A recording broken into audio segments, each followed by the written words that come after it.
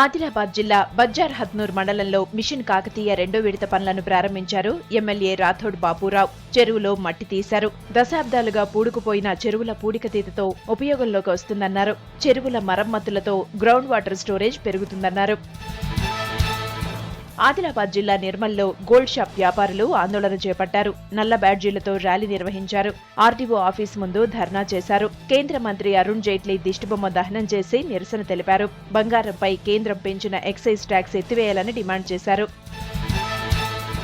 కరీంనగర్ జిల్లా గోదావరి ఖనిలో మోసాలపై యువతకు అవగాహన సదస్సు నిర్వహించారు పోలీసులు. సింగరేణి సంస్థలో ఉద్యోగాలు ఇప్పిస్తామనే వాళ్ల విషయంలో అప్రమత్తంగా ఉండాలన్నారు.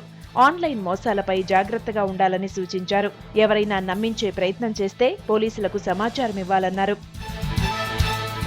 కరీంనగర్ జిల్లా ధర్మపురి మండలంలో దోనూరులో విషాదం చోటు చేసుకుంది. పిడుగుపాటుకు నరేష్ అనే యువకుడు మృతి చెందాడు. ముంబైలో కూలీ పని చేస్తూ జీవిస్తున్న నరేష్ ఈ నెల 24న తన చెల్లెలి పెళ్లి ఉండటంతో సొంతూరుకొచ్చాడు. రాత్రి కురిసిన వర్షానికి పిడుగుపడి చనిపోవడంతో కుటుంబం విషాదంలో మునిగింది.